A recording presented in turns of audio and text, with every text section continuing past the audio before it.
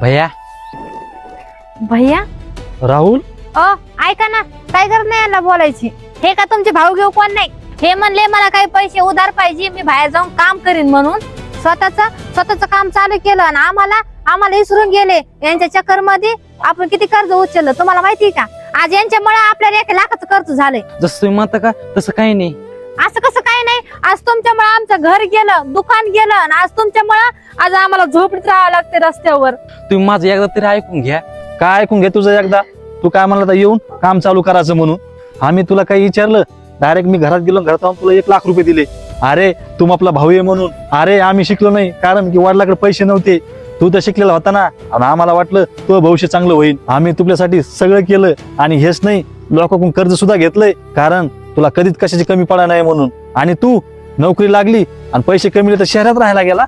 कमीत कमी येऊन तुझ्या भावाला बघून भेटू तर शकत होता ना. अरे तो येऊन सुद्धा बघितलं नाही तुझे भाऊ आणि वहिनी जिवंत आहे का नाही म्हणून. भैया तुम्ही जे म्हणतात ना ते खरं आहे. या तुमचं बोलणं कधीच मनाला नाही लावून घेतलेलं. तुम्ही माझं एकदा तरी ऐकून घ्या. मी शहरामध्ये गेलो, तिथं आपलं काम करता नाही चाललं आणि मी लय बरबाद झालो. पण मी हारण्या मारली. जसे मी लोकांकडून पैसे घेतले का तसं मी आपलं परत काम चालू केलं. पण ह्यावेळेस माझं काम सुरू झालं. मी तिथं लय मोठे पैसे कमिले भैया. तिथं नाही का भैया, मी बंगला घेतला, गाडी घेतली, तिथं मी लय पैसे कमिले. बस पण तुमच्या दोघीची आठवण येत होती. मी जर कोणासोबत भावाकडे बघितलं ना तर मला तुमची आठवण येत होती. कोणी कोणाला जीव लावत होतं तर वहिनी मला तुमची सुद्धा आठवण येत होती. पण मी जुन्या घरी गेलो होतो, पण मला तिथं कळलं की ते घरी इकलं म्हणून.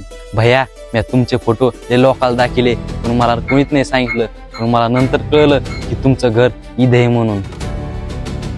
पण भैया तुम्ही दोघांना लय ऐकून घेतलं आणि लय सहन करून घेतलं. हे सगळं माझ्यामुळं. पण माझी गलती, मी सुधारायला आलो, सगळे व्यवस्थित करणारे, पण तुमच्या दोघीला शहरामध्ये घेऊन जाणार. मी लय मोठी गलती केली. 1 वर्षात मला भयाची आणि वहिनीची कधीच आठवण नाही आली. वाटलंच तर आपल्या खूप काही चुकलं असलं तर मला माफ करा. आणि हा तुम्ही जेवढ्या लोकांकडून पैसे घेतले का तेवढ्याच तोंडावर मारा. लहानपणापासून बाप तर राहिला नाही, पण तुम्ही मला लहान लेकरावानी सांभाळलं. वाटलंच तर मला माफ करा. शेवटचं मला 1 चान्स द्या. तुम्ही दोघं आपल्या सोबत चला प्लीज भैया. अरे नाही नाही, काय करायला हे. तू आपला लहान भाऊ आहे. अरे रागामध्ये जरा जास्तच बोललो होतो.